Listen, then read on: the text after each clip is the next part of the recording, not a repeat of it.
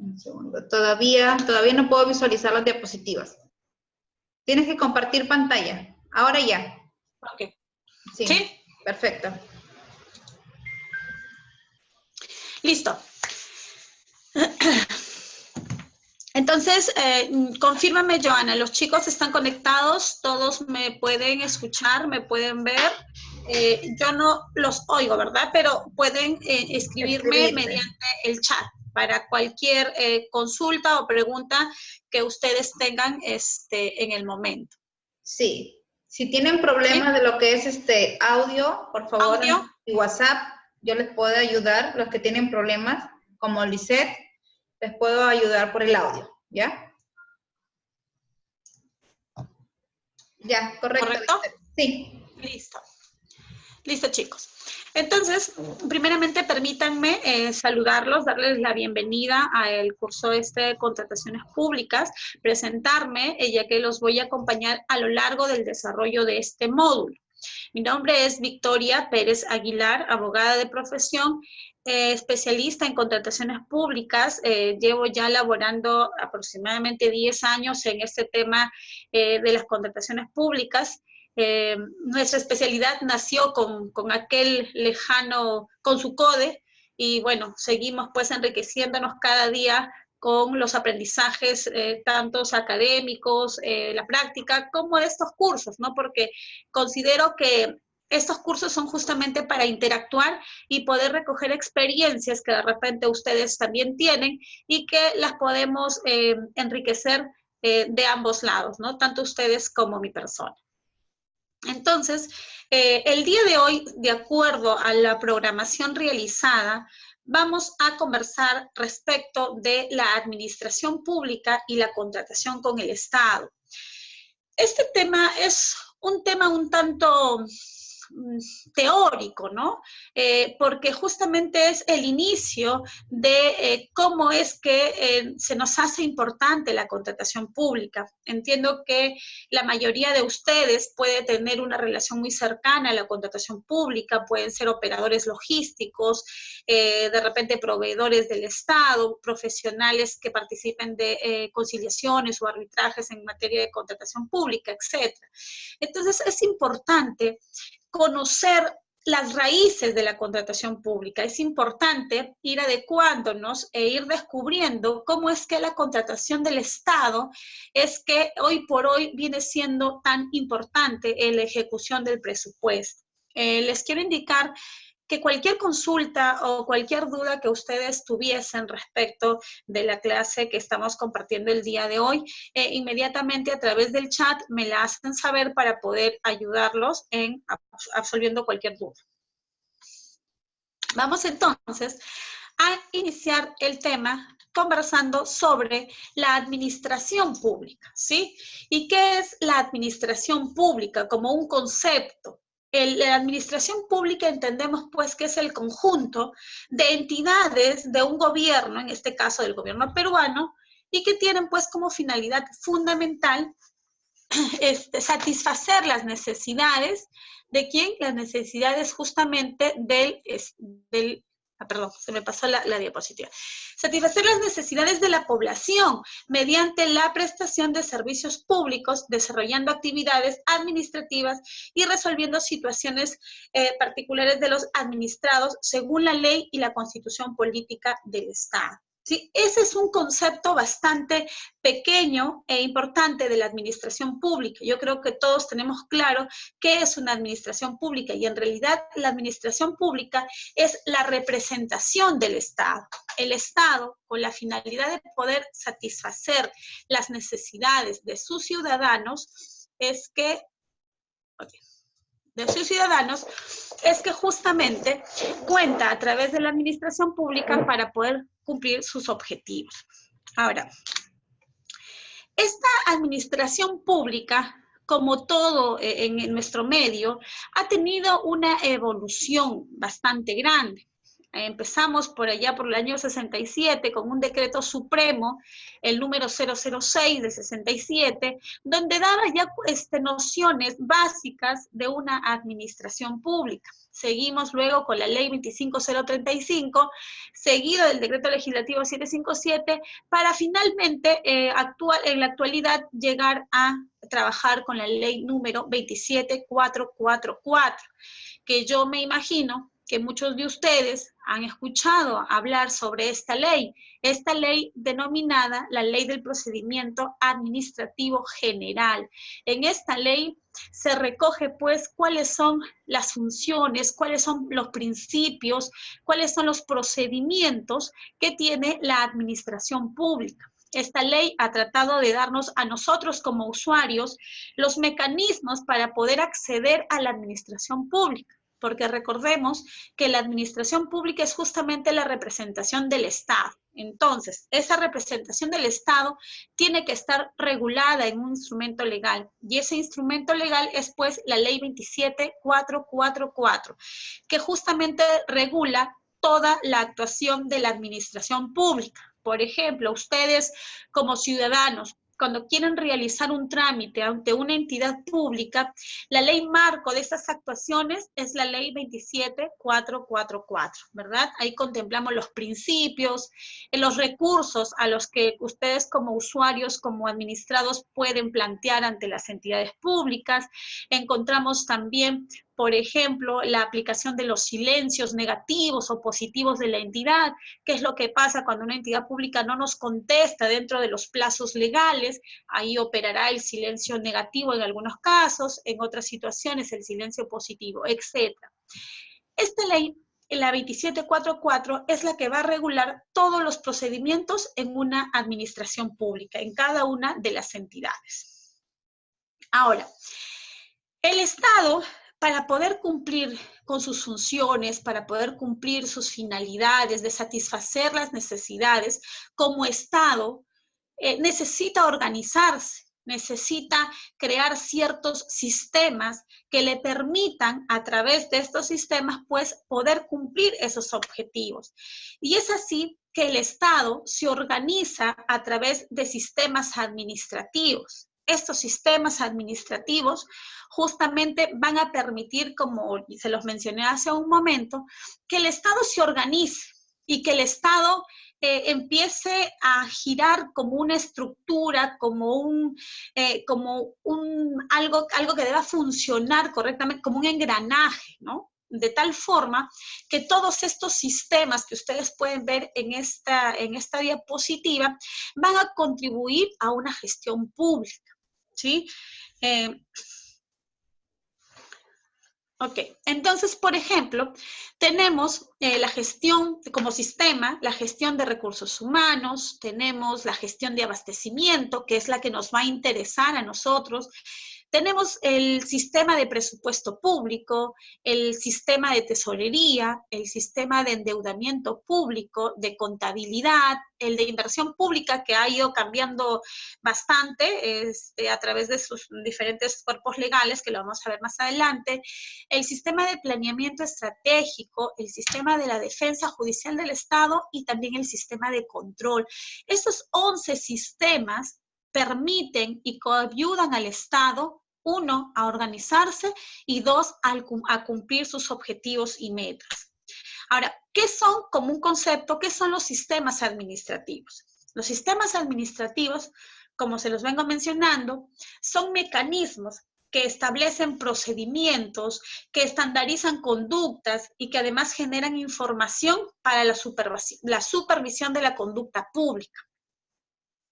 La finalidad de estos sistemas es limitar la discrecionalidad de la administración pública en el uso de los recursos del Estado, dado el carácter temporal de las administraciones. ¿A qué me refiero con la discrecionalidad? ¿Y qué es la discrecionalidad? La discrecionalidad es aquella actuación de los funcionarios públicos que está pegada a una decisión de gestión, ¿sí? Ahí en aquellos momentos donde la norma no me especifica cuál es la actuación que yo debo tener como funcionario público es que viene la discrecionalidad. O sea, yo como funcionario debo decidir cómo actuar. Estos sistemas de gestión justamente tienen la finalidad de limitar la discrecionalidad, para que yo como funcionario no pueda tomar cualquier decisión, sino es que esa decisión dentro del margen de mi discrecionalidad tenga que estar justamente limitada. ¿Y cuál es mi limitación? Un eficiente uso de los recursos del Estado. ¿Y por qué es importante esto? Justamente dado el carácter temporal de las administraciones. Como ustedes saben, cambiamos generalmente muy seguido de administraciones públicas, ¿no? O sea, en su región sabrán ustedes cuando estamos cambiando de un gobierno regional o un gobierno provincial, entran nuevos gestores públicos, nuevos gerentes administrativos. Imagínense si no tuviesen un marco normativo sobre el cual actuar. Entonces su discrecionalidad no tendría un límite, ¿no? Así como se los he mencionado, la ley del procedimiento administrativo regula las conductas de la administración, también estos sistemas ayudan justamente a que puedan organizarse las entidades públicas. Estos sistemas administrativos que los acabo de mencionar, tienen un ente rector. ¿Qué significa ser un ente rector? Significa tener la dirección de este sistema administrativo. Por ejemplo, en el caso del sistema de gestión de recursos humanos, ¿sí? El ente rector es servir. ¿Y de qué se encarga el ente rector? El ente rector se encarga de emitir normativas, de emitir directivas, de emitir opiniones, normas, principios, etcétera, que van a regular cada uno de estos sistemas. Estamos en un país bastante regulatorio, todo lo regulamos a través de normativas. En realidad a veces me pregunto, ¿qué tan bueno es que nuestro Estado todo quiera regularizarlo a través de una norma? Creo que somos un país en el cual las normas abundan, pero vamos viendo, y lo vamos a conversar más adelante, cómo es que estas normas no permiten que tal vez nuestra contratación pública sea lo más eficiente, ¿sí?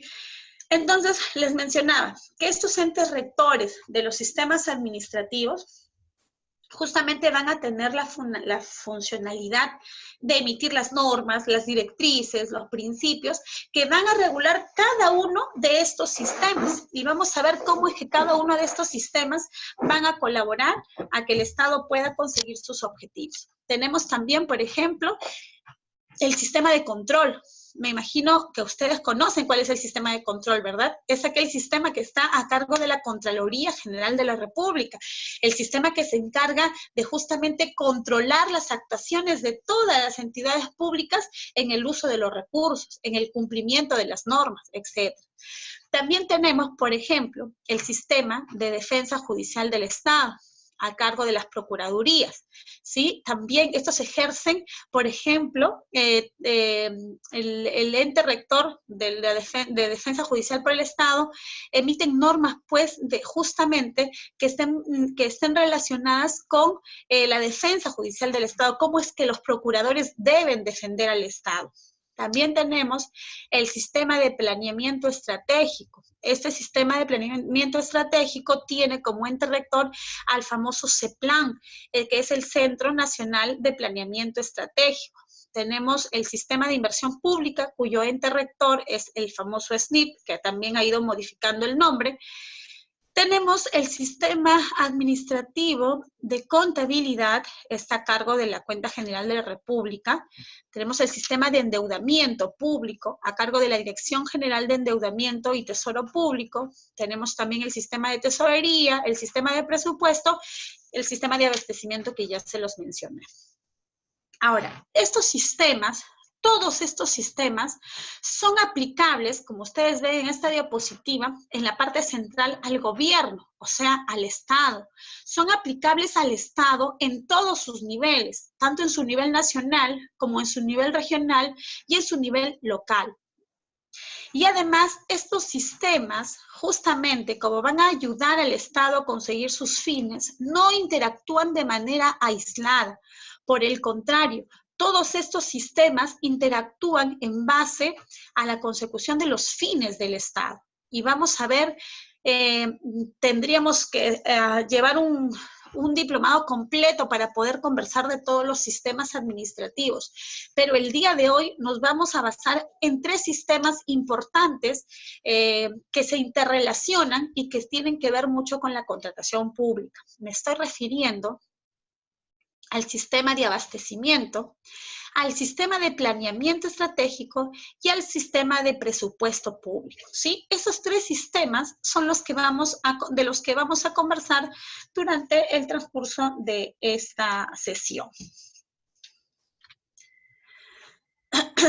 Ya les había mencionado por qué son importantes los sistemas administrativos, ¿sí?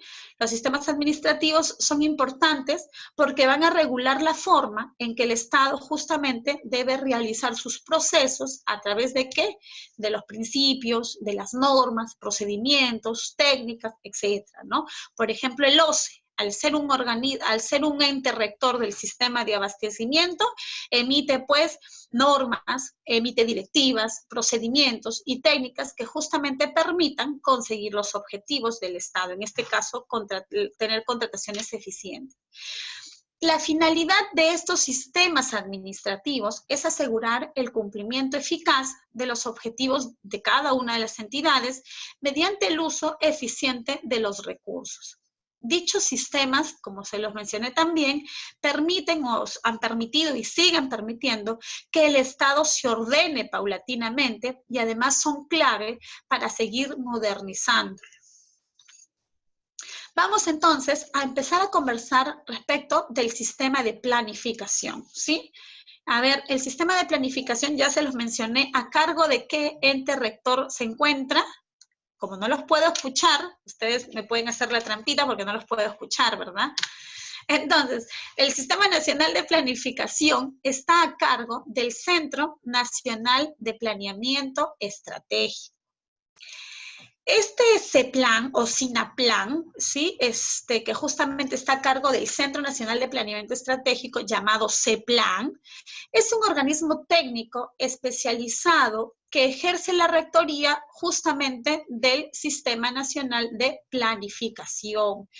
Este sistema justamente acaba de publicar, este CEPLAN acaba de publicar una guía de políticas nacionales que contribuye al cierre de brechas y al logro de una visión compartida y concertada de futuro del Perú. Eso se da en el marco del proceso de actualización y alineamiento de las políticas nacionales a la política general de gobierno. La aprobación de la guía, de las que les estoy mencionando, que me imagino muchos de ustedes han escuchado o visto a través de las redes sociales, fue publicada este 19 de septiembre en el Diario Oficial El Peruano, a través de la resolución de presidencia del Consejo Directivo 047 del 2018. Y actualmente se encuentra disponible en esa página web que les he dejado ahí, ¿sí? La pueden ver todos, luego se les va a compartir el material, porque es interesante, justamente esta guía exige a todas las entidades, tanto de nivel nacional, regional y local, a seguir la planificación planteada para que puedan elaborar sus documentos de gestión. La finalidad de este sistema de planeamiento es coordinar y viabilizar el proceso de planeamiento estratégico nacional para promover y orientar el desarrollo armónico y sostenido del país. Este sistema administrativo debe articular e integrar de forma coherente y concertada las diferentes propuestas y opiniones para la elaboración del famoso Plan Estratégico de Desarrollo Nacional, el famoso PLADES. Además de los planes nacionales, los planes sectoriales, los planes institucionales y subnacionales, así como las orientaciones, los métodos, los procesos y los instrumentos para el planeamiento estratégico. ¿A qué me refiero? Este sistema tiene la gran labor de plantearnos como Estado una planificación. Justamente en la figura, en la imagen que ustedes ven en la parte superior, pueden ver el dibujo de un mapa del Perú, que va con una flechita hacia arriba, ¿verdad? ¿Qué significa esa flechita hacia arriba? Esa flechita hacia arriba significa el camino hacia donde el Perú debería estar, por ejemplo, de acuerdo a los planes nacionales. Tenemos el Plan Nacional del Perú al Bicentenario, que es el Perú hacia el 2021, y tenemos ya publicado uno nuevo, que es el Perú, Perú al 2030, ¿no? Pero bueno, vayamos de a pocos, ¿no? Lleguemos al menos al Perú 21. O sea, ¿qué es lo que este sistema de planeamiento espera para nuestro Perú en un tiempo corto, que estamos hablando hacia el 2021? Vamos entonces a ver cómo es que este sistema de planeamiento nos hace organizarnos a través de un plan nacional, y a través de este plan nacional macro nos exige que todos actuemos o que todos vayamos en ese ritmo, en esa dirección. Quiere decir que no es concebible que el Estado, a través del sistema de planeamiento, genere un plan nacional y que las entidades locales o nacionales hagan caso omiso a este plan. Muy por el contrario, este sistema o este plan nacional permite que cada una de las entidades, tanto a nivel nacional, regional y local, puedan también adecuar sus objetivos o adecuar su camino para poder contribuir a llegar a ese objetivo trazado y plasmado en este planeamiento o en este plan nacional. Y vamos a conversar sobre los instrumentos de planificación del Estado según su alcance. Les acabo de mencionar, por ejemplo, el Plan de Desarrollo Nacional, el famoso PLADES. Este PLADES, por ejemplo, el que estamos trabajando actualmente, se elaboró con un horizonte trazado hacia el 2021. ¿Qué es lo que contiene este Plan de Desarrollo Nacional? Y los invito a través de la página web que se los enseñé en la diapositiva anterior, a revisar los planes de desarrollo para tener una idea de qué es lo que al menos aspiramos como Estado peruano. En realidad es muy bonito leerlo, aunque un poco utópico, porque realmente hacia el 2021 deberíamos haber crecido económicamente, haber desaparecido el analfabetismo, tener acceso por igualdad al tema del agua, haber eliminado la corrupción de nuestros sistemas públicos, etc., ¿no? Entonces es importante conocer justamente cuáles son nuestros objetivos. Les mencionaba entonces que este horizonte trazado hacia el 2021 contiene la visión y las líneas maestras de desarrollo que parten de las políticas del Acuerdo Nacional y constan de 6 ejes estratégicos. Los 6 ejes estratégicos que contiene este horizonte, este PLADES, son derechos fundamentales y dignidad de las personas, la igualdad de oportunidades y acceso a servicios básicos, el Estado democrático y descentralizado, la economía competitiva en la globalización, el desarrollo regional equilibrado y los recursos naturales y el medio ambiente. Estos son los 6 grandes ejes sobre los cuales este PLADES va desarrollando diferentes caminos para poder conseguir sus objetivos.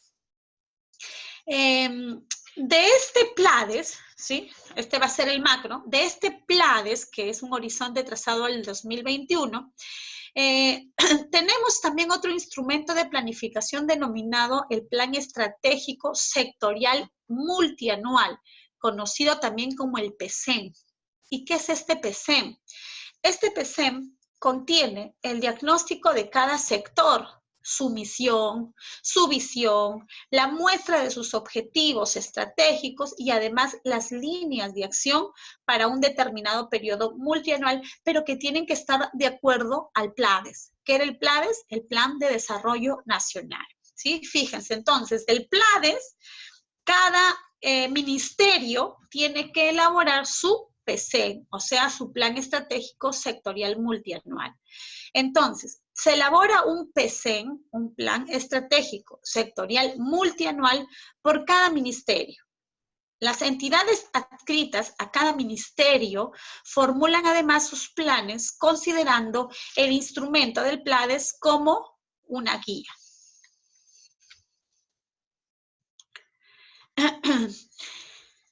Otro instrumento de planificación según su alcance es el famoso Plan de Desarrollo Concertado.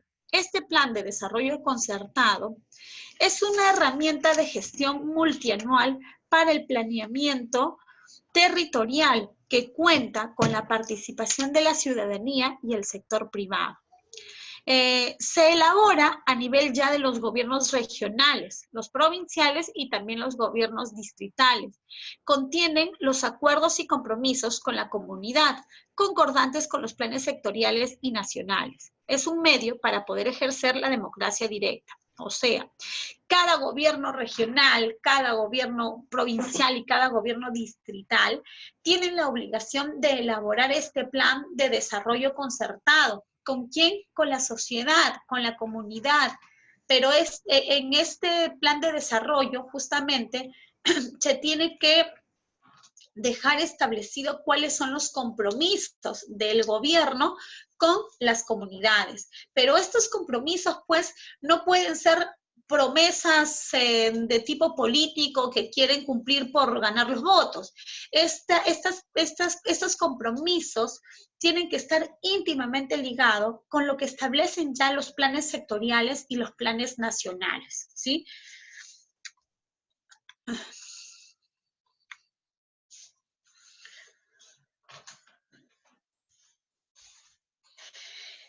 Listo. Entonces, les quería comentar que todo esto de lo que estamos hablando, de la planificación, es muy importante que para la planificación tengamos que hablar también de presupuesto.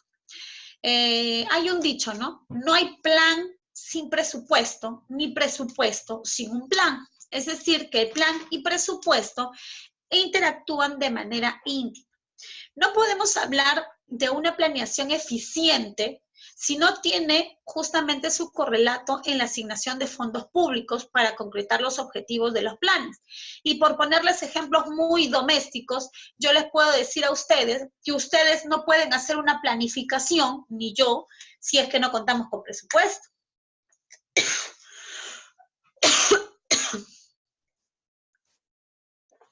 Por ejemplo, ¿cuál podría ser una planificación? Oye, queremos planificar y queremos ir el próximo año de vacaciones a las playas de Punta Sal. Bueno, de nada sirve que tengamos una planificación súper eficiente y diciendo que vamos a ahorrar en pasajes, que vamos a llegar a un hotel cómodo pero de buena calidad, que vamos a consumir alimentos también en un lugar cómodo y de buena calidad, etc. O sea, de nada sirve esta planificación eficiente si no tenemos justamente el presupuesto, ¿no es cierto? Por eso es que es muy importante que este sistema de planificación esté debidamente presupuestado. Y además, no hay ejecución presupuestaria eficiente si no tenemos objetivos, resultando incluidos en los planes. Es decir, ¿no? Ustedes, si les llega un dinero y no tienen una planificación, entonces ese gasto, esa ejecución presupuestal que ustedes hagan no es eficiente porque le están gastando justamente sin una planificación. Entonces vamos viendo cómo es que planificación y presupuesto tienen que ir de la mano para poder hablar de eficiencia. Finalmente, el planeamiento y el presupuesto deben verse como un proceso continuo y además complementario, pues no se puede planear sin conocer los recursos con los que se cuentan, ni tampoco se debe presupuestar si el referente básico de la planeación, en otras palabras, el que dice planeamiento y con el que, el presupuesto, son indivisibles, ¿no es cierto? El qué, planeamiento, y el con qué, el tema del presupuesto. No podemos separarlos. Entonces, en esta diapositiva podemos ver, por ejemplo, cuál es el resumen de lo que les he mencionado en estas diapositivas anteriores. ¿Cómo es que se articula la planificación y los otros sistemas? Fíjense ustedes, hablamos del primer instrumento de gestión a nivel macro, que era el que contenía el horizonte hacia el 2021, llamado Plan de Desarrollo, o sea, PLADES. Ese instrumento de gestión tiene un ámbito de aplicación nacional, ¿verdad? A raíz de ese PLADES, Cada ministerio por cada sector debe elaborar un plan de desarrollo multianual, ¿cierto? El famoso PCM. Y a través de eso, o después de eso, hablando del ámbito geográfico, es decir, los gobiernos regionales, los gobiernos provinciales y los gobiernos distritales deben emitir su plan concentrado, su plan de desarrollo concertado, ¿verdad? Todos estos sistemas o todos estos instrumentos forman parte del tema de la inversión pública también, la programación multianual de la inversión pública, que tiene que ver con el tema de presupuestos y los programas estratégicos.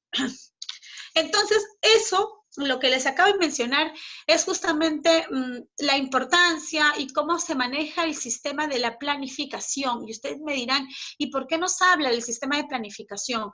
Yo quiero que les quede claro esto que les acabo de hablar de los planes de desarrollo, del plan sectorial y del plan concertado, porque luego vamos a ver cómo se interactúa con el tema de la planificación en el sistema de abastecimiento. Seguidamente, vamos a conversar respecto del sistema de presupuestos, ¿sí? Este ya es otro sistema. Les acabo de mencionar que iba íntimamente ligado con el sistema de planificación, porque no era posible hablar de una planificación eficiente si no teníamos un tema de presupuesto. Entonces, es necesario también hablar del sistema de presupuesto.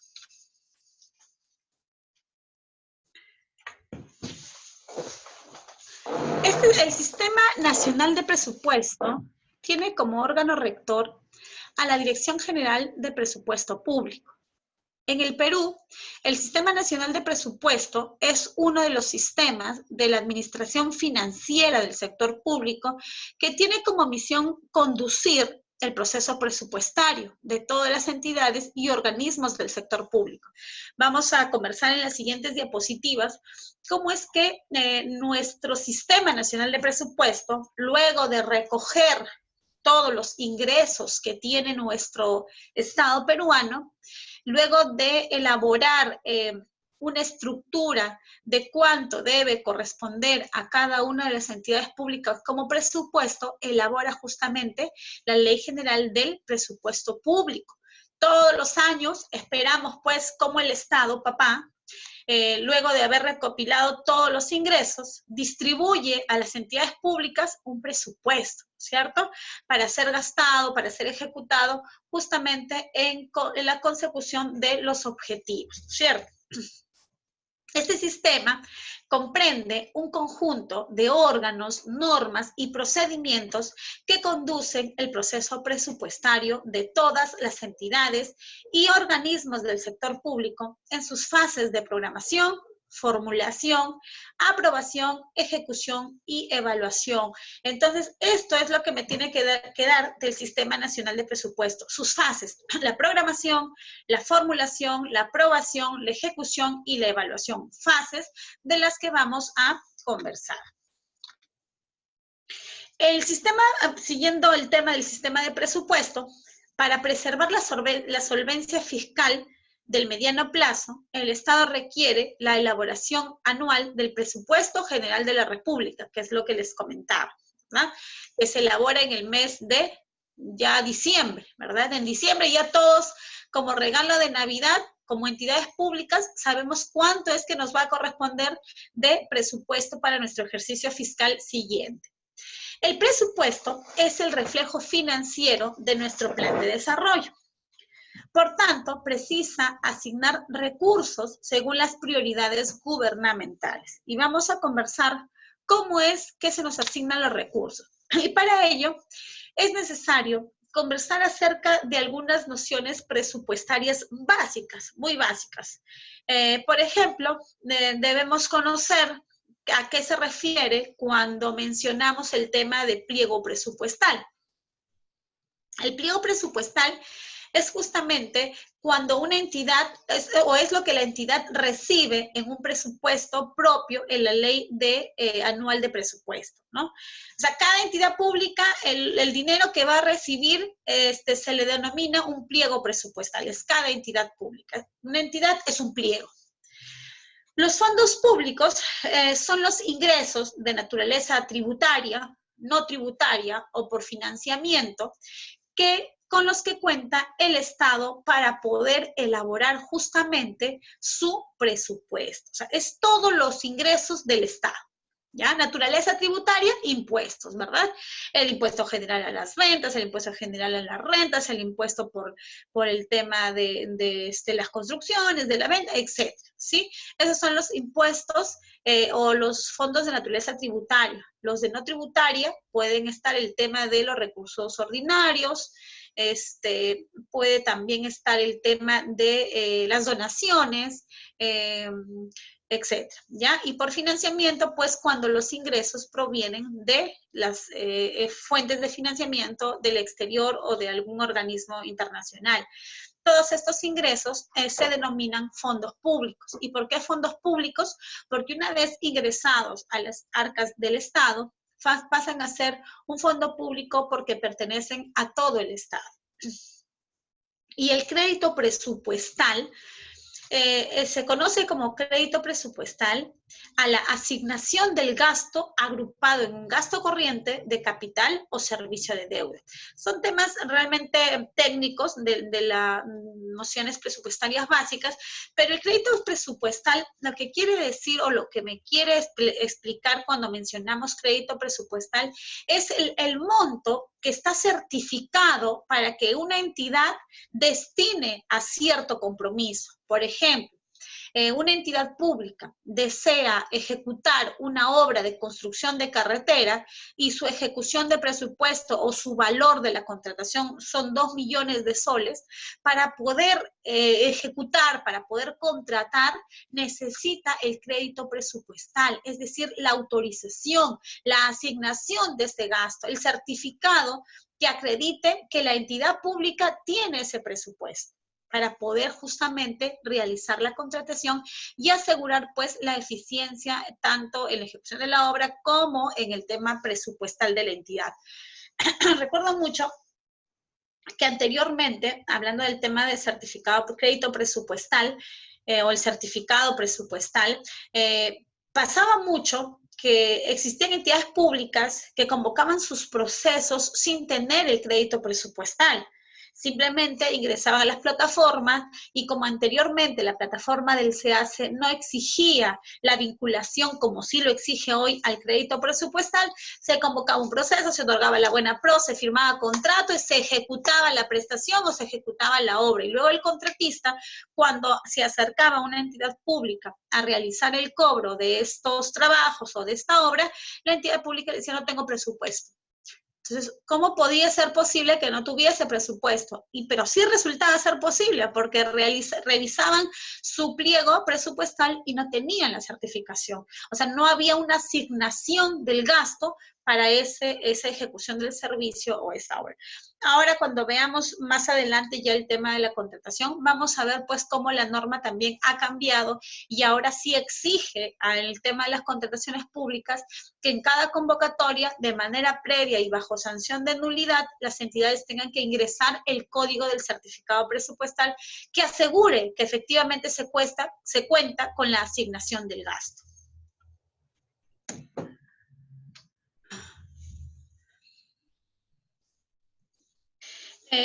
Les mencioné que el presupuesto tiene fases, tiene 5 fases. Vamos a conversar primero respecto de la fase de programación presupuestal, cómo es que se programa el presupuesto del Estado. Y esta fase se inicia 9 meses antes del año. Es decir, ¿de qué mes estamos hablando? Estamos hablando más o menos del mes de marzo. En el mes de marzo, abril, estamos justamente iniciando la fase de la programación. Es la fase previa a la formulación del proyecto de presupuesto, en la que se va a efectuar primero la revisión del avance de los planes y de la prioridad de los objetivos. ¿A qué me refiero con eso? El Estado, el Sistema Nacional de Presupuesto, en equipo, van a, por ejemplo, decir: ok, vamos a analizar cuál es el avance del plan del gobierno regional de Piura. Vamos a conversar y vamos a ver cómo van ejecutando. Obviamente, verán si es que han tenido una ejecución pequeña, una ejecución grande, una ejecución eficiente, etc. Y para poder más o menos tener criterios para la asignación de presupuestos. Obviamente, teniendo en cuenta la prioridad de los objetivos. Luego, también van a hacer una determinación de la demanda global de gastos, ¿no? Vamos a ver qué tanto es la demanda de los gastos de las entidades públicas. También se hace una estimación de los fondos públicos. ¿A qué se refiere cuando menciona la estimación de los gastos públicos? Bueno, pues vamos a hacer una proyección de cuánto es que vamos a ingresar este año al cierre del ejercicio presupuestal por el tema de recursos, de ingresos de naturaleza tributaria. Quiero decir, en la SUNAT, yo creo que este año vamos a ingresar determinados millones de soles para nuestro presupuesto. ¿Sí? Esa es la estimación de los fondos públicos. También estimamos que vamos a recibir un préstamo de un organismo internacional para la construcción de las carreteras o el desarrollo de algún proyecto especial, y también pues estamos estimando que se van a realizar coordinaciones para recibir donaciones por el tema del fenómeno del niño, de la descolmatación, etc. Entonces se hace una estimación de esos fondos públicos. Recuerden que los fondos públicos pueden tener naturaleza tributaria, no tributaria, o también venir del tema de financiamiento. También en esta etapa de programación se hace la propuesta de las metas presupuestarias. ¿Qué metas se les va a asignar? ¿Sí? Esta fase de programación la realiza la Dirección Nacional de Presupuesto Público del MEF y se proyectan los fondos del Tesoro Público y además se proyecta el límite del crédito presupuestal para cada entidad. O sea, ya en esta fase de programación, en base a lo que hemos mencionado, en base al avance de los planes de cada entidad, en base a la prioridad de sus objetivos, en base a la determinación de la demanda global de gastos, etcétera, es que la Dirección Nacional de Presupuesto Público proyecta ya el fondo, el tesoro y además el límite del crédito presupuestal para cada entidad. Al gobierno regional de La Libertad, el próximo año le va a corresponder mínimo este tope, porque es lo que necesita para la ejecución de sus objetivos. Esa es la fase de la programación presupuestal. Tenemos luego de ello la fase de formulación presupuestal. Esta fase es la que procesa el trabajo de la programación para ya ponerse a elaborar el presupuesto y determinar la estructura funcional y programática de la entidad, las metas presupuestarias, aquí ya hablamos de temas presupuestal, las cadenas de gasto, los montos de gastos e ingresos y las fuentes de financiamiento. O sea, de las fuentes de financiamiento que tenemos, ¿cuánto es que le vamos a asignar a cada una de las entidades públicas? Algunas les corresponderán recursos ordinarios, recursos directamente recaudados, financiamientos, etc. ¿Sí? Formulan ya y procesan el trabajo que se realizó en la etapa de programación. La consolidación del proyecto de presupuesto a nivel global está también a cargo de la Dirección Nacional de Presupuesto Público del MEF, quien luego de haber hecho esta consolidación remite al Congreso de la República para su discusión. ¿Qué es lo que remite? La Ley Anual de Presupuesto Público. O sea, ¿quién la elabora?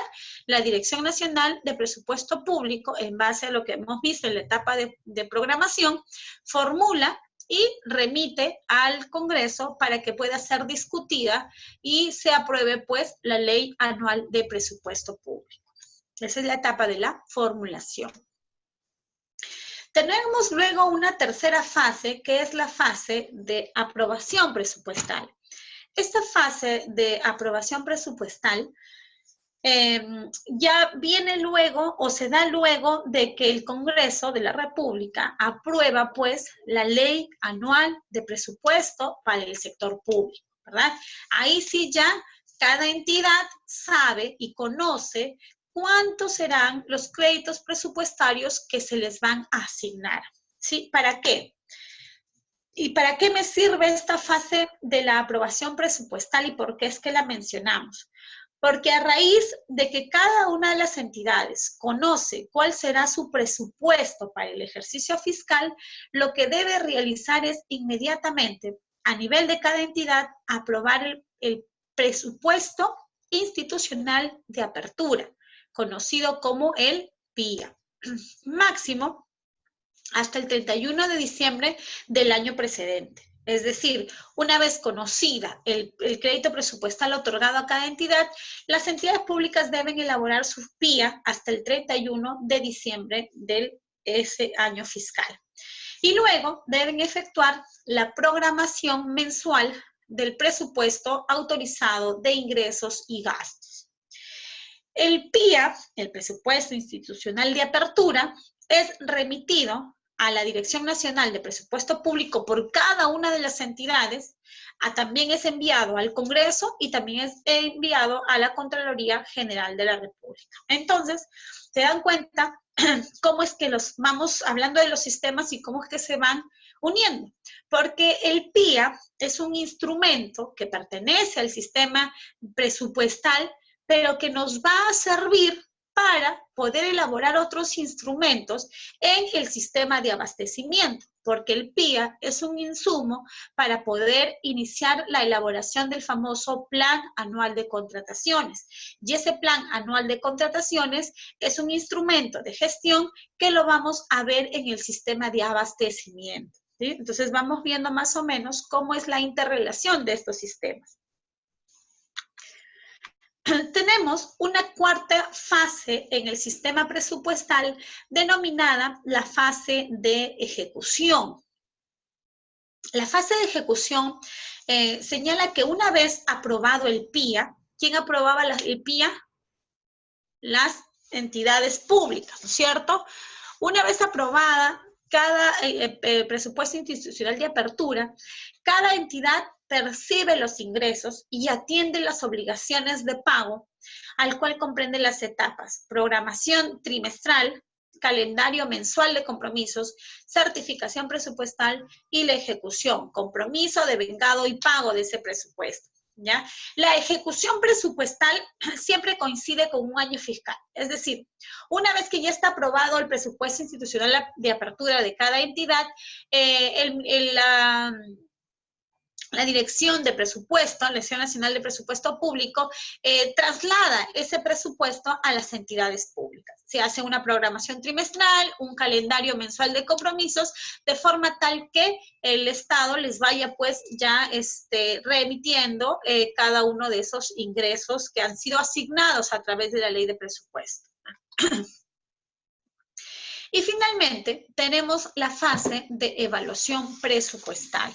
Esta fase señala que semestralmente, cada 6 meses, o sea, debe efectuarse la medición de los resultados obtenidos y las variaciones físicas y financieras en relación al presupuesto autorizado por cada actividad.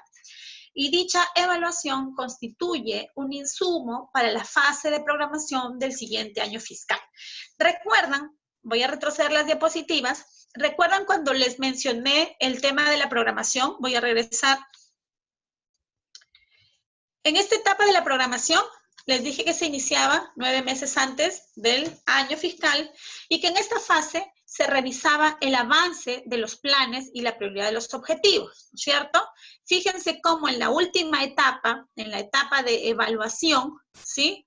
Como voy a hacer una evaluación semestral para medir los resultados obtenidos de las variaciones físicas y financieras en relación al presupuesto, esta evaluación ya me sirve para que forme parte de mi etapa de programación, de mi presupuesto del año siguiente, ¿sí?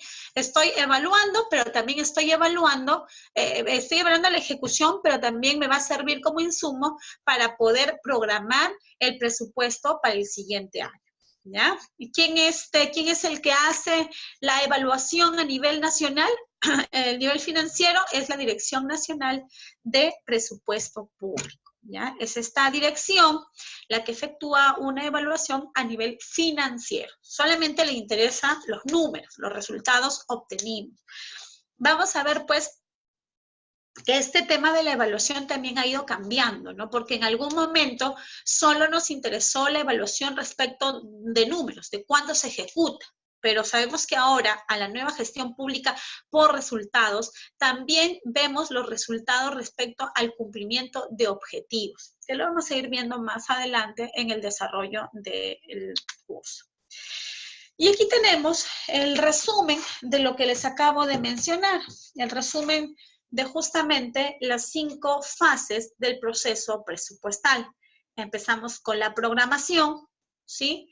Seguimos con el tema de la formulación, que se la realiza la Dirección Nacional de Presupuesto, que se da cuando ya envían el formato, el proyecto de la ley de presupuesto, se le envían al Congreso para que la pueda aprobar.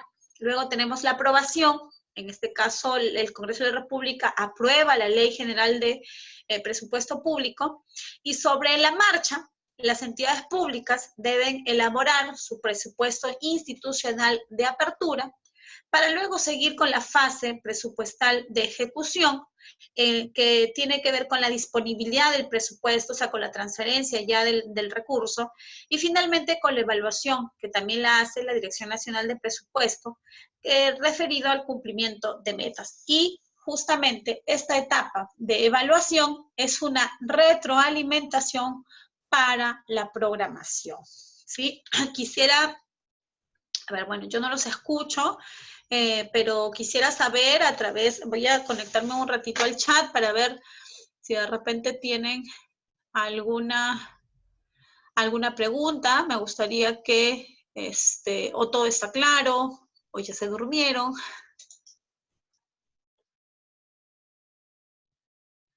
Ah, ya, por aquí me preguntan, a ver, sí había algunas. Buenas noches, les saluda Jorge, está bien.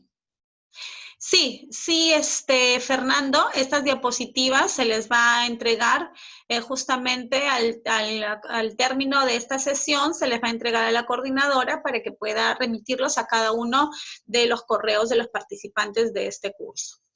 A ver, me preguntan por aquí, ¿el SNIP sigue vigente? A ver, ¿qué me dicen ustedes?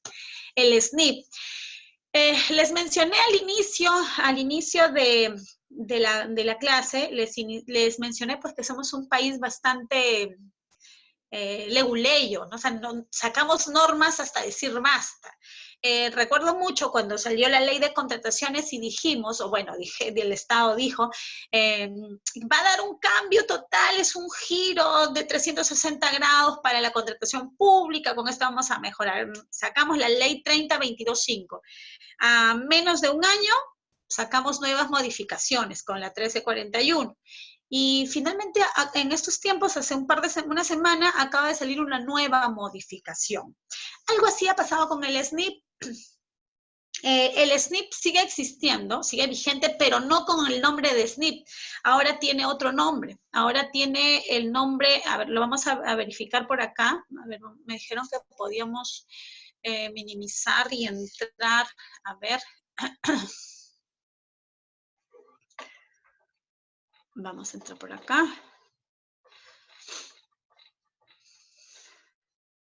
Listo. El SNIP actualmente, entonces, se conoce como el Sistema Nacional de Programación Multianual y Gestión de Inversión. O sea, es ex-SNIP.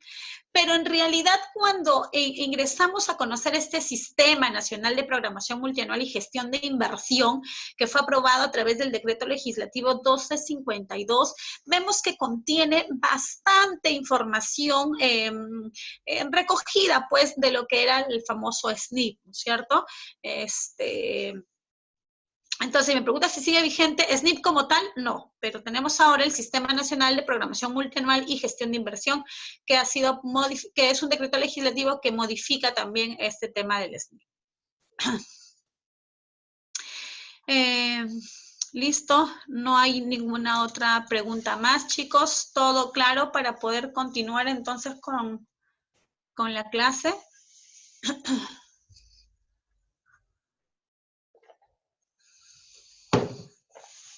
Sí, correcto. ¿Cuál es Listo, nos hemos quedado por el sistema. ¿Cuáles son las fases del sistema de presupuesto?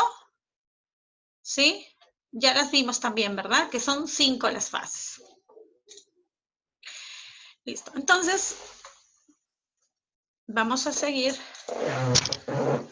con la clase y luego vuelvo a revisar por si tengan alguna pregunta.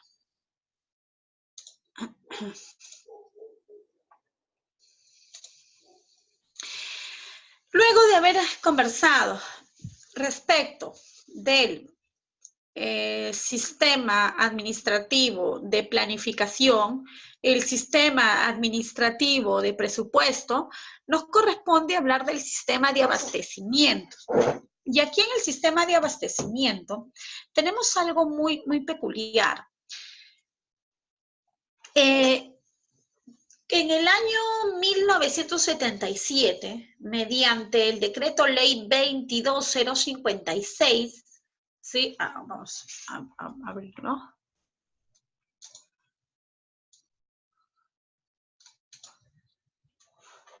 Vamos a regresar. Para que puedan visualizarla mejor.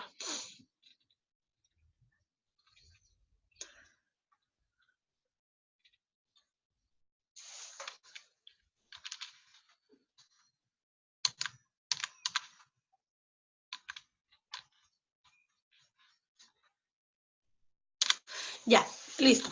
Entonces le mencionaba que en el año de 1977, mediante el decreto ley 22056, el Estado creó el sistema de abastecimiento del Estado. ¿Para qué? Para poder asegurar la unidad, racionalidad y eficiencia del abastecimiento de bienes y servicios a través de procesos técnicos de catalogación, registro de proveedores, programación, adquisiciones, almacenamiento y seguridad, distribución, registro y control, también mantenimiento y recuperación de bienes y disposición final.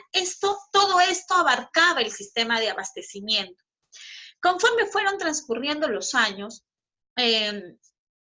este sistema de abastecimiento no podía cuidar, digamos, de todo el tema del abastecimiento.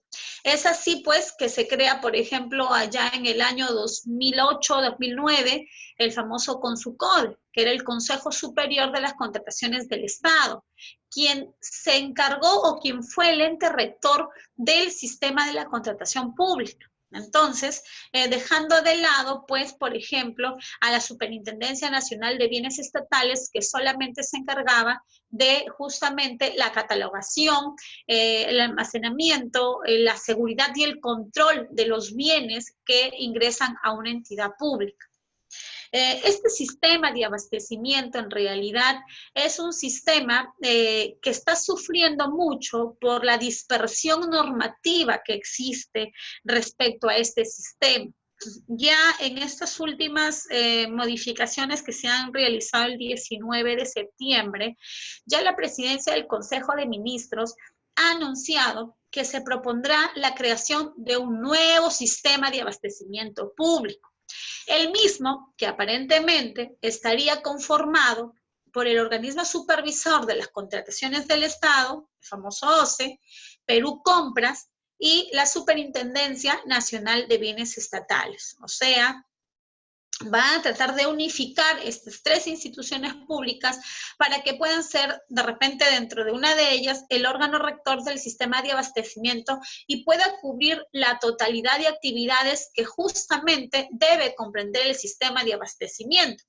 Porque ustedes mismos, si son logísticos, podrán haberse dado cuenta que cuando ustedes, por ejemplo, quieren contratar un bien, o quieren comprar un bien, quieren contratar un servicio, tenemos primero una variedad de normativa, ¿no? Primero hay que ver si le aplicamos, de repente, si es que estos productos están dentro de un catálogo de acuerdo marco, tendremos que usar las normativas y las directrices que nos proponga Perú Compras. Si estamos fuera de este ámbito, tendríamos que entrar a la norma de contrataciones. Y esta norma de contrataciones o lo que nos regule el Perú Compras, solamente alcanza hasta la ejecución contractual. La contratación pública, de acuerdo a la ley de contrataciones, tiene 3 etapas: la actuación preparatoria, el proceso de selección y la ejecución contractual. Y la norma señala que la ejecución contractual concluye con la última de las prestaciones o la última el cumplimiento de las últimas prestaciones de las partes. Es decir, ¿cuáles son las prestaciones de la parte? ¿Cuáles son las obligaciones de las partes? El contratista tiene la obligación de entregar el bien, de prestar el servicio, de ejecutar la obra, etc. Y la entidad tiene la obligación de pagarle por estos servicios, por estos bienes o por esta ejecución. Allí termina el tema de la norma de contrataciones, pero el bien o el servicio, en este caso más el bien, que fue entregado a la entidad pública, sigue un camino, porque fue ingresado ya al dominio de la entidad pública. Y para esto, los logísticos siguen otras normas. Ahí entramos a tallar ya con la Superintendencia Nacional de Bienes Estatales. Tenemos que registrar, tenemos que generarle, por decirlo así, su partida de nacimiento, tenemos que generarle sus códigos, y estos bienes no pueden desaparecerse así porque sí. Tenemos que luego seguir normas para darlos de baja, etc. Pero ven cómo en este caso, cuando estamos hablando de contratación, entonces encontramos mucha variedad de normas, por decirlo así, de sistemas. Por eso es que la importancia es, o por eso es que en la actualidad lo que se pretende es que unifiquemos toda esta dispersión normativa en el sistema de abastecimiento. Y aquí les he copiado, por ejemplo, cuando me refiero a la dispersión normativa, ¿qué es lo que tenemos? Por ejemplo, tenemos la ley 30-22-5 y su reglamento con todas sus modificaciones del 1341 y la que acaba de salir también. Esta ley, la 30-22-5, es la ley que regula la contratación del Estado. Por llamarlo así, es un régimen general, bajo la supervisión del OCE, o sea, del organismo supervisor de las contrataciones del Estado. Pero paralelamente, también tenemos unos regímenes especiales. ¿Y quiénes tienen un régimen especial? Por ejemplo, Petroperú, Coligarma, los contratos internacionales, las contrataciones a cargo del Ministerio de Relaciones Exteriores para cumbres internacionales y de interés nacional. Allí tenemos, por ejemplo, un régimen especial, que a pesar de que se trate de la compra que está regulada en la contratación pública, debemos aplicarles estos regímenes paralelos o alternativos. En el caso, por ejemplo, de las inversiones privadas, bajo la supervisión de Proinversión, tenemos las concesiones de obra y los servicios públicos, que están regulados bajo otra normativa, es decir, bajo el Decreto Supremo 059 y 060 del 96 de la Presidencia del Consejo de Ministros. También para las asociaciones público-privadas, a través del Decreto Legislativo 1224 y su reglamento. Y otra modalidad u otra dispersión normativa, las famosas obras por impuestos, bajo la Ley 29.230. También tenemos, por ejemplo, procesos de contratación especiales por organismos reguladores. Y además tenemos el Sistema Nacional de Bienes Estatales a cargo de la Superintendencia Nacional de Bienes Estatales, la Ley 29.151 y otras, que regula la gestión integral de los bienes estatales como bienes inmuebles y como bienes muebles. Entonces, fíjense ustedes, pues, que ante una misma posibilidad de contratar un bien, servicio o ejecución de obra, tenemos toda esta dispersión normativa, que justamente lo que origina es una confusión o un famoso, como se dice, ¿no? Para mis amigos o para mis enemigos, la ley de contrataciones. Y para mis amigos, cualquier otro régimen especial que esté creado o que pueda generarse. Es por eso que ya la presidencia del Consejo de Ministros ha indicado, pues, de que va a tener que unificarse el tema de estos sistemas. La unificación es importante. La unificación del sistema es una imperiosa necesidad, pues si no seguiremos rigiendo la actividad estatal con aquella máxima, aquí les estaba mencionando, que puede parafrasearse así. Para las entidades top, libre contratación. Para las demás, la ley de contrataciones del Estado. O simple, para mis amigos todo y para mis enemigos la ley, ¿verdad? Eso es lo que permite justamente la existencia de una pluralidad de normas que se puedan aplicar a la contratación pública. La idea sería es regularse o unificarse tanto el organismo supervisor de las contrataciones con el Estado, que emite normas, directrices, etcétera, para la contratación pública, el tema también de Perú Compras, y la Superintendencia Nacional de Bienes Estatales.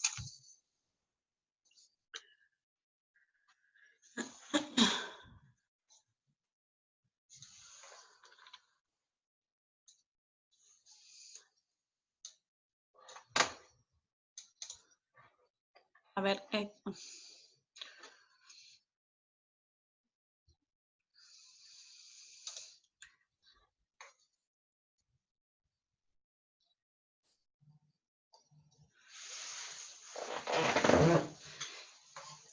a ver, me pregunta, la utilidad de Invierte P, ¿desde cuándo se reglamenta? El Invierte P es el que está actualizado, con el que se está trabajando actualmente, ¿no? Ya me parece que eso ya está reglamentado.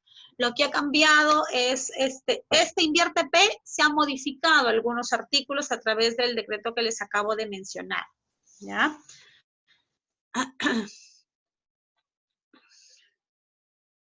Listo.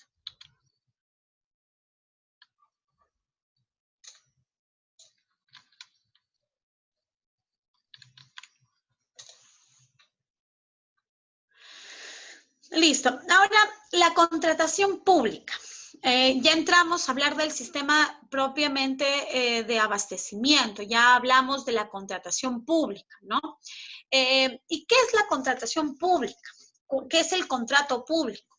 El contrato público se dice pues que es instrumental y que además existe una doble relación. ¿Y por qué una doble relación? En realidad se dice que tiene una doble relación por lo siguiente. Porque tiene a su vez un cliente interno y un cliente externo. El cliente interno es la dependencia o área usuaria de la entidad que justamente necesite de ese contrato público. Por ejemplo, me dice Provías, que pertenece al Ministerio de Transportes y Comunicaciones. Y tenemos un cliente externo en el contrato público, que son los administrados y el público al cual va destinado el trabajo de la entidad. Ejemplo, si contratamos la ejecución de una obra, la población que se beneficia de una carretera, ese es el cliente externo. Entonces, el contrato público tiene justamente esa connotación de tener siempre un usuario, un beneficiario, que como así lo denominamos en la contratación pública, que pueden ser las áreas usuarias, pero un usuario o un beneficiario final que finalmente viene a ser la población. Porque recordemos que cuando vamos a hablar de la contratación pública, vamos a ver que la finalidad de todo contrato público, de toda contratación pública, siempre va a ser satisfacer las necesidades de la población y además contribuir de manera positiva en la vida de los ciudadanos, ¿no? Esa es la finalidad de la contratación pública. Es muy importante la contratación pública porque en este marco, en esta contratación, la entidad pública va a escoger al proveedor con el que se va a contratar la prestación de un servicio, la entrega de un bien, la ejecución de una obra, etc. Y es importante que esté regulado porque así la elección de este proveedor no va a quedar sujeta a la voluntad, pues, de las entidades o de un comité, sí, porque va a existir, pues, un proceso de selección que justamente está regulado bajo la ley de contrataciones que nos va a permitir escoger al mejor proveedor. Ese es el contrato público.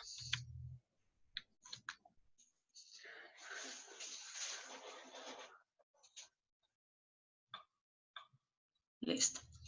El contrato público tiene, pues, como ya les mencioné, un cliente externo, que viene a ser la sociedad, un cliente interno, que viene a ser cada entidad contratante.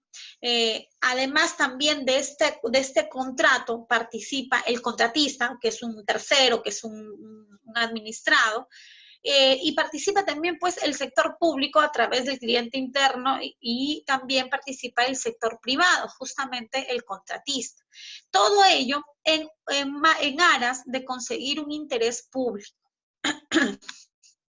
Vamos a ver cuál es el marco normativo de la contratación pública, ¿sí? En el régimen de la contratación pública, permítanme que quiero ver si estaban. Listo.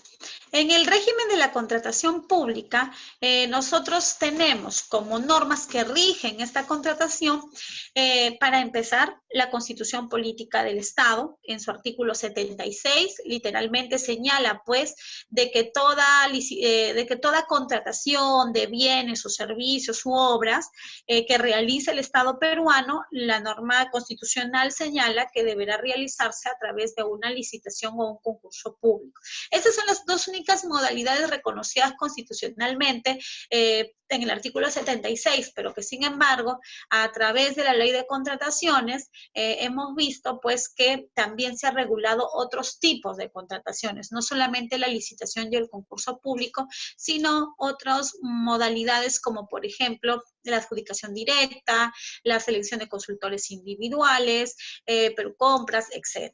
¿Sí? Entonces, nuestro régimen o nuestra norma que rige la contratación pública como un pilar es la Constitución Política del Estado peruano. También la ley de contrataciones del Estado, ¿sí? En cuanto al régimen de la contratación, así como su reglamento de la ley de contrataciones, ¿no? Tanto esta ley como su reglamento nos permiten conocer esas tres etapas de las que les mencioné. La etapa de actuaciones preparatorias, la etapa del proceso de selección y la etapa de ejecución contractual. También, ¿recuerdan cuando hablamos de administración? ¿Sí? Cuando hablamos de administración, les mencioné que la administración pública se regulaba por una norma, ¿verdad? Que era justamente la Ley del Procedimiento Administrativo General, la Ley 27444. Entonces, esa norma también rige la contratación pública de manera supletoria. También nuestro Código Civil, en aquellas normas o en aquellos vacíos que encontremos, podemos aplicar también nuestro Código Civil. También las directivas que son emitidas justamente por el organismo supervisor de las contrataciones del Estado para poder conocer o aplicar mejor la normativa. También las normas sectoriales o por actividades. También forman parte de las normas que rigen la contratación pública los acuerdos de sala plena del Tribunal de Contrataciones con el Estado. Es decir, cuando todos los tribunales, las diferentes salas, se reúnen para poder emitir un acuerdo de sala, ese acuerdo al que lleguen los magistrados del Tribunal de Contrataciones también rige la contratación pública porque pasa a ser un instrumento de carácter obligatorio para la contratación pública. Y también las opiniones y los pronunciamientos emitidos por el organismo de contrataciones del Estado, el famoso OCE, a través de su dirección técnico-normativa. Entonces, estas son las normas que rigen la contratación pública. Y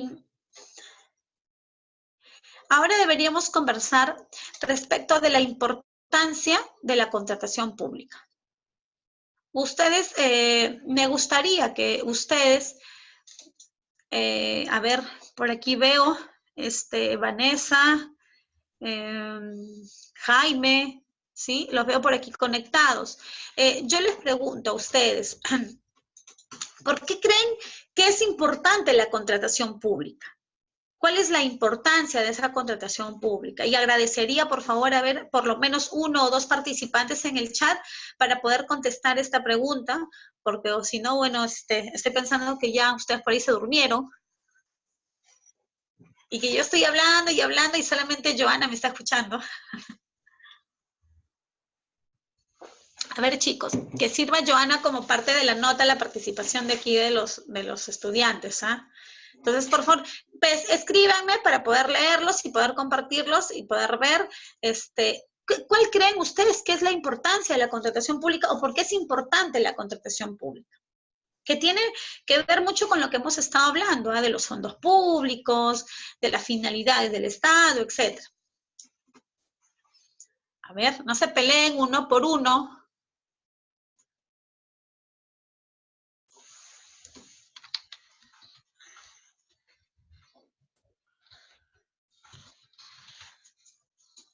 Ausentes todos.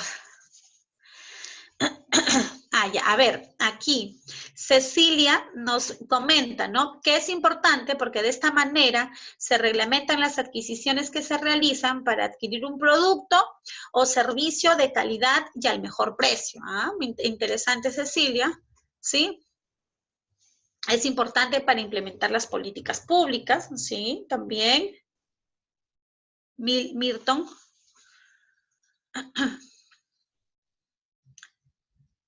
A ver, ¿alguien más? Satisfacer las necesidades de operación del Estado. En realidad, recuerden que la contratación pública, acá me dicen, ¿no? Se supone que es importante para el control y la regulación de las adquisiciones del Estado. Claro, en realidad la contratación pública, como le están mencionando, es importante, pues, porque recuerden que todo lo que una entidad pública necesite para el cumplimiento de sus funciones, llámense bienes, servicios, ejecuciones, consultorías, etcétera, se van a ejecutar con cargo de los fondos públicos. Y los fondos públicos, ¿a quién pertenecen? A todos nosotros, ¿no es cierto? Entonces, ese fondo público no puede, pues, ser gastado por las entidades públicas a su mejor discrecionalidad, como lo mencionamos al inicio, sino que debe tener una regulación, porque como también se mencionó hace un par de diapositivas, es importante que la entidad pueda elegir de una manera adecuada a la norma quién será el proveedor que le va a ofrecer, como por ahí su compañera mencionó, productos de buena calidad y a un buen precio. ¿Y cómo conseguimos productos de buena calidad y a un buen precio? Generando, por ejemplo, la pluralidad de postores. Mientras más postores quieran participar en mi proceso, eso implica de que voy a tener un mejor servicio y además voy a tener un mejor proveedor, ¿cierto? Entonces es necesario por eso, ¿no? Es importante, dice. Por aquí Jorge me dice, la importancia de la contratación pública es para ser eficaz y eficiente en las compras del Estado, con poco gasto, adquirir lo mejor, claro, ¿no? Es importante porque el Estado necesita abastecerse de insumos para alcanzar su finalidad. Regula los procesos, bienes, servicios. Claro, es importante, efectivamente, por todo el complemento de lo que ustedes están mencionando, ¿no? La contratación pública es el eje central de nuestra economía. Genera puestos de trabajo, genera el movimiento económico.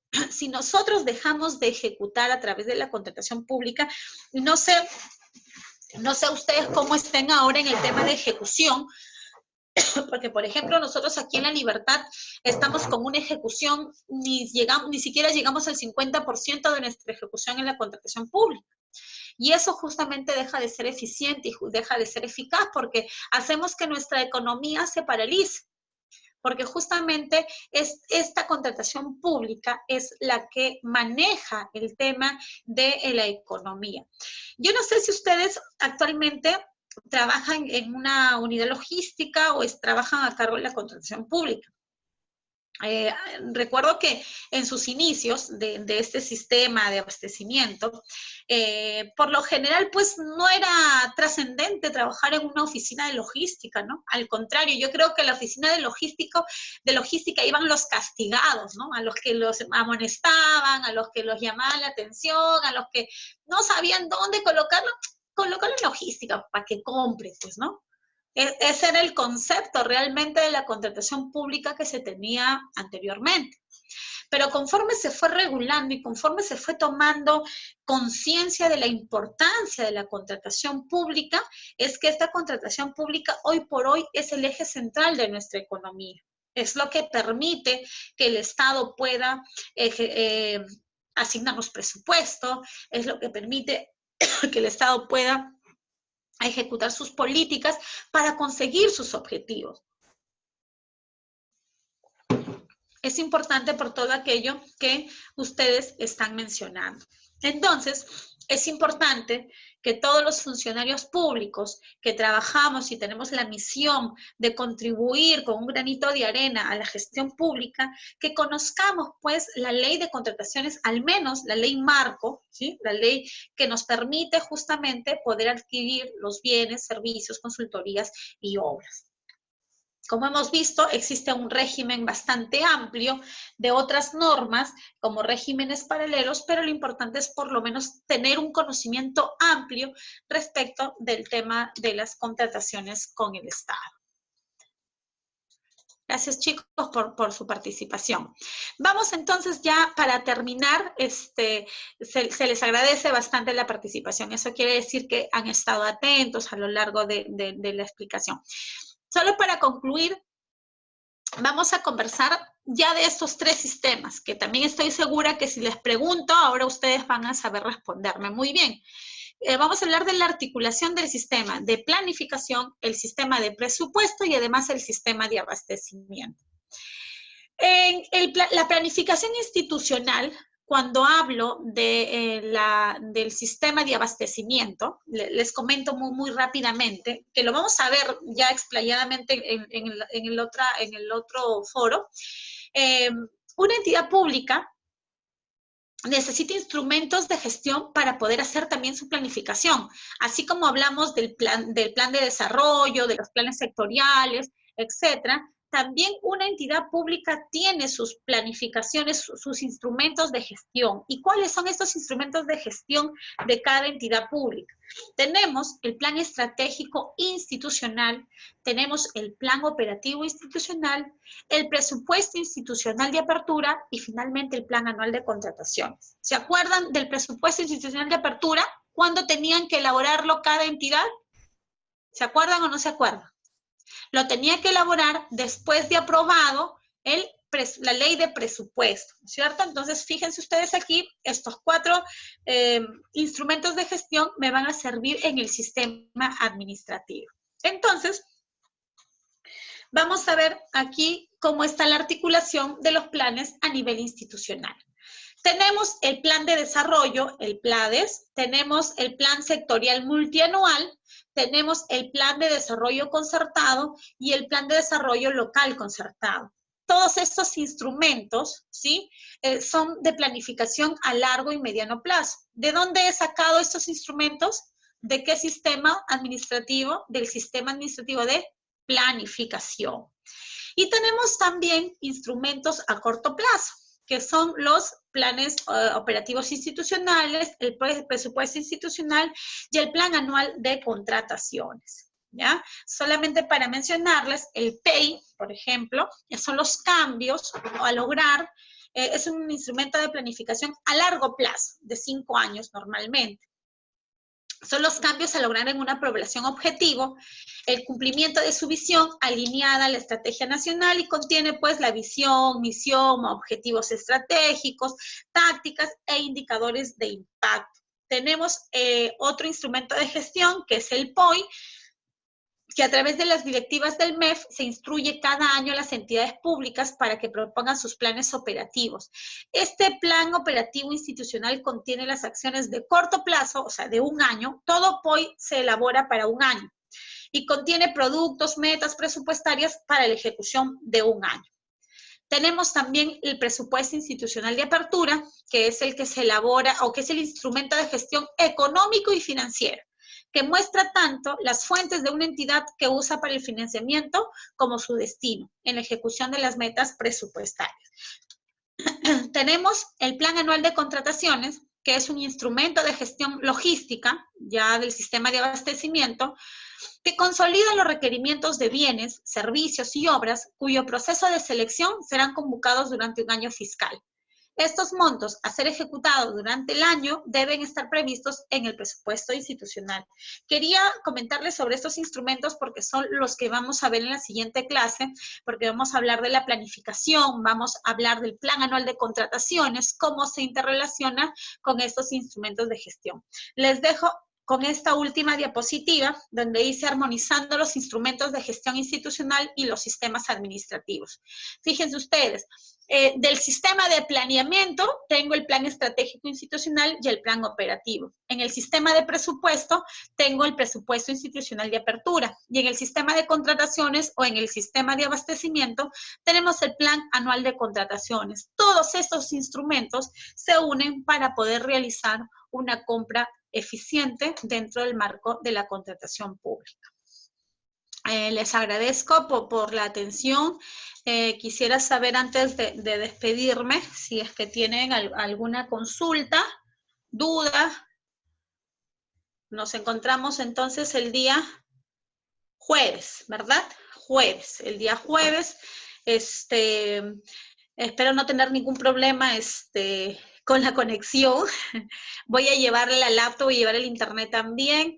Les comento que el día jueves voy a estar por Colombia participando de una competencia internacional de arbitraje.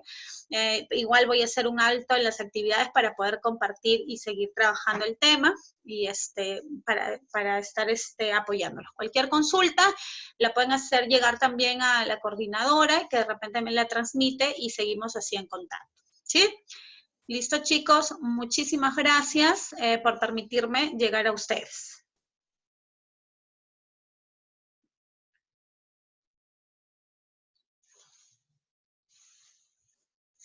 Gracias, chicos. Buenas noches. A descansar.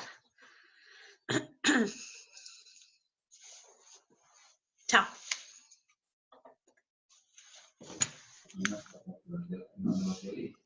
Ya, Victoria, gracias. Listo. Chao, Joana. Coordinamos. Cuídense. Hasta luego. Buenas noches, chicos. Las diapositivas me las envías vía correo. Ya. Ahora mismo. Para subirlas al aula virtual. De aquí en unos 10 minutos van a estar las diapositivas en el aula virtual. Y el día de mañana la grabación de la sesión por si quieren verla o revisar cualquier cosa. ¿Ya? Ok, entonces listo. Quedamos. Cuídense, que tengan buenas noches. Chao, chao. Buenas noches.